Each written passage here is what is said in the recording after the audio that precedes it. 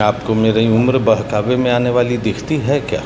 नहीं, ये तो बिल्कुल नहीं। डॉक्टर साहब अगर इतने ऑथेंटिक थे तो सामने रह के उनको उस चीज़ के लिए खुद खड़े होना था। बल्कि डॉक्टर साहब वहाँ पर जब स्वास्थ्य विभाग की टीम पहुँच रही थी तो खुद वहाँ से फरार हो गए। छापेमारी पर छापेमारी नहीं चल रही है।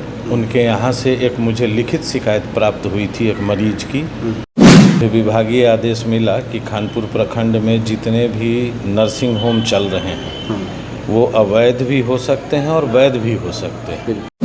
मुझे उन सब का लाइसेंस जांच करना था कि वो लोग रजिस्टर्ड नर्सिंग होम चला रहे हैं कि नहीं चला रहे हैं। तो भी डॉक्टर का नाम उसमें दिया गया, वो डॉक्टर साहब खुद हैं कि नहीं हैं, डॉक्टर की डिग्री ऑथेंटिक है कि नहीं, पेशेंट है कि नहीं, मरीजों को जो सुविधा दी जा रही है बायोमेडिकल वेस्ट से उनका निबंधन है कि नहीं।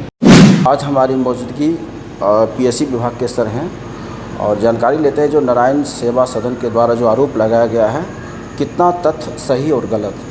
क्या कहना चाहेंगे कि जो नारायण सेवा सदन जो हॉस्पिटल चल रहा है उसके जो डॉक्टर हैं डॉक्टर मुअज्जम अली, उनके द्वारा ये कहा गया है कि बीते हमने जो भी कागजात हैं अपने सर्टिफिकेट के ज़रिए हमने सारे सुपुर्द कर दिए हैं, फिर भी छापे पर छापे चल रहा है। ये आरोप आप पर लगाया जा रहा है। मेरे ऊपर आरोप लगाएं या ना लगाएं ये उनका अपना निजी मुद्दा हो सकता है जी।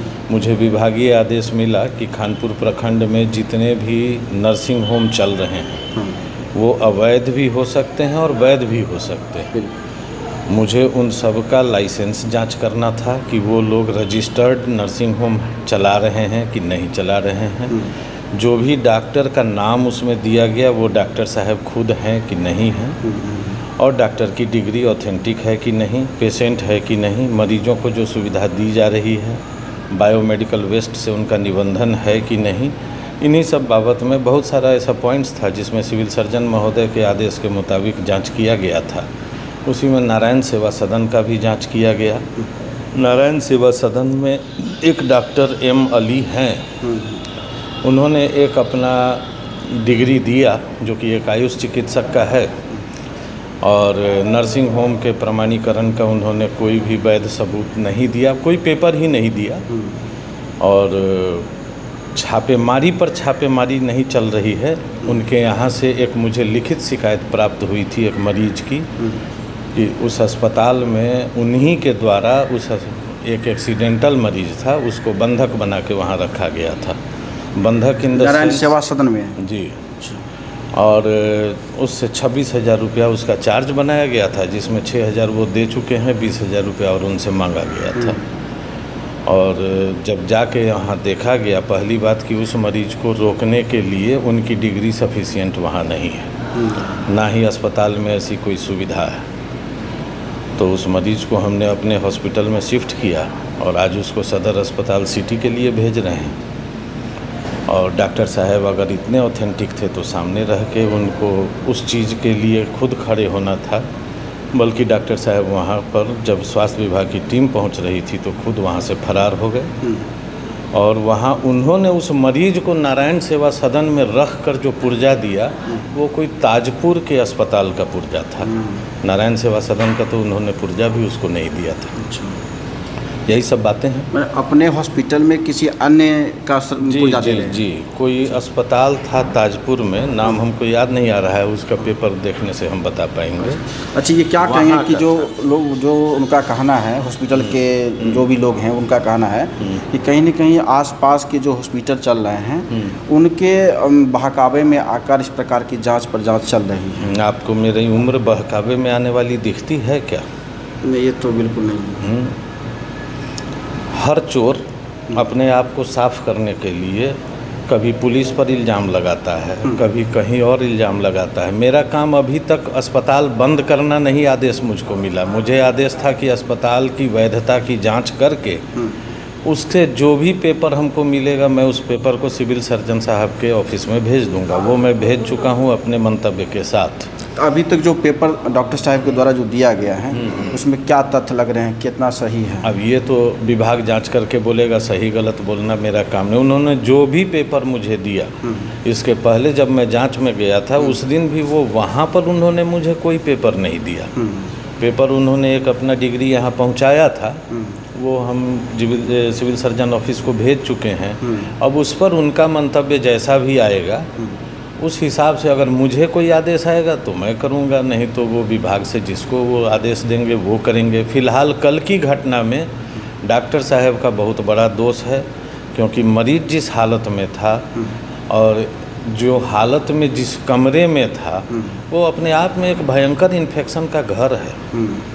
और ऐसा दोहन करना जहाँ 26-26 हज़ार रुपया आप किसी मोटरसाइकिल की चोट में न हड्डी टूटी है न मुंह फूटा है, बस उसके चेहरे पर 1-2 पट्टी लगा के और आप 26 हज़ार रुपया किसी गरीब आदमी से उतार रहे हैं। अमीर भी आदमी होता है तो रोड पर थोड़े पीड़ित जन हैं जिनका एक्सीडेंट हुआ वो इस प्रकार का बयान दे रहे हैं। बिल्कुल बयान दे रहे हैं। डॉक्टर साहब का लिखा हुआ पुर्जा हमने वहाँ देखा है जो 20,000 ड्यूज दर्शा रहा है। अच्छा, वहाँ पर लिखा हुआ उसका पुर्जा भी है जो 20,000 ड्यूज दर्शा रहा है। इल्ज़ाम लगाने के पहले ज़रा डॉक्टर साहब अपने को साफ कर लें, कि डॉक्टर साहब के चरित्र से लेके हर चीज़ की गंदगी वहाँ सुनाई पड़ रही है।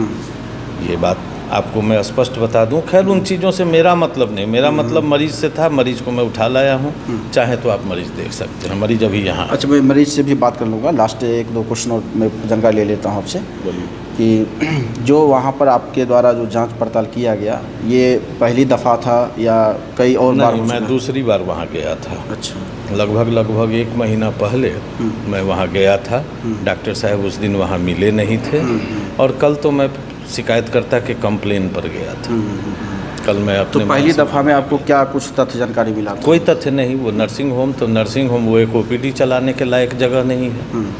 जितने लोग अगल बगल से मुझे मतलब नहीं था, मुझे उस बिल्डिंग में जहाँ ये हॉस्पिटल चल रहा था उसको देखना है कि वो उस लायक था या नहीं था, उसका सर्टिफिकेट ऑथेंटिक है नहीं ऑथेंटिक है। मुझे जो वो पेपर देंगे मैंने उस पेपर को विभाग को भेज दिया है। विभाग अपने स्तर से उसकी जांच पड़ताल करेगा, फिर खबर करेगा। कल जो आप गए थे, जो पीड़ित था उनके शिकायत पर मैं गया था। ये कल जो आप गए थे कोई विभाग का आदेश नहीं था?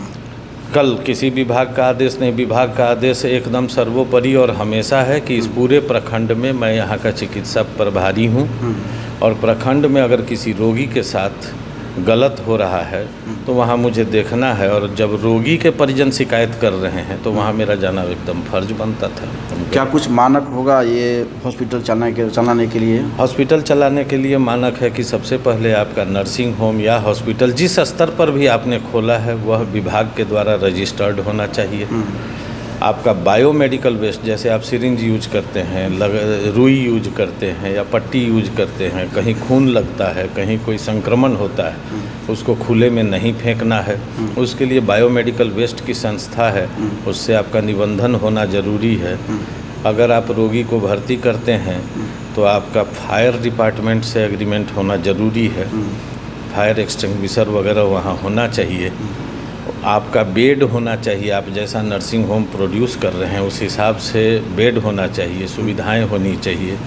अगर आप कोई पैथोलॉजी खोल रहे हैं तो उसमें जो पैथोलॉजी की जांच करेंगे वह उनकी डिग्री ऑथेंटिक होनी चाहिए। आप दवा दुकान अगर वहाँ चला रहे हैं तो उसका एक अलग लाइसेंस बनेगा।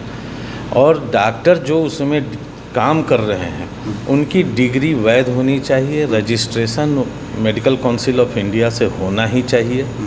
इन सब के बाद आपकी जानकारी जिला स्वास्थ्य समिति के पास दर्ज होनी चाहिए कि आपका अस्पताल यहाँ पर रजिस्टर्ड है और ये चल रहा है। ये सभी मानकों में क्या लगा वहाँ? जीरो, कुछ भी नहीं। डॉक्टर साहब के जो अपने पेपर दिए हैं अगर डॉक्टर साहब के पेपर का जो ऑथेंटिसिटी देखा जाए वो तो विभाग सत्य करेगा, लेकिन अभी जो पेपर उन्होंने एक आयुष चिकित्सक का दिया वहाँ उनको एलोपैथ की दवा चलाने का कोई हक ही नहीं है। इसलिए वो नर्सिंग होम टोटली फेक है। अपना सर परिचय दे दिया जाए। मेरा नाम डॉक्टर राणा नितेश सिंह, मैं प्रभारी चिकित्सा पदाधिकारी सामुदायिक स्वास्थ्य केंद्र खानपुर। तो जो खास करके जितने भी हॉस्पिटल चलाते हैं जो विभागीय आदेश है, और यहाँ तक कि हम लोगों ने जो विशेष सूत्रों से जानकारी प्राप्त हुआ कि कलेक्टर साहब के हर लोगों पर का कहना है कि जो भी जिला के अंतर्गत जो हॉस्पिटल चलाते हैं, नर्सिंग चलाते हैं, उनके क्या मानक है, क्या पैमाना है, ये तमाम चीज़ आपने सुना। उस चीज़ पर खरा उतरना चाहिए, तभी वो हॉस्पिटल, और ऐसा जायज़ होना भी चाहिए, चूँकि एक स्वास्थ्य के लिए है, एक ज़िंदगी बहुत बड़ी अनमोल है, इसके लिए हमेशा हर मानकों पर खरा उतरना चाहिए। बाकी आप देख रहे थे लाइव लॉग न्यूज़, मैं आपके साथ ब्रजमोहन गौतम, धन्यवाद।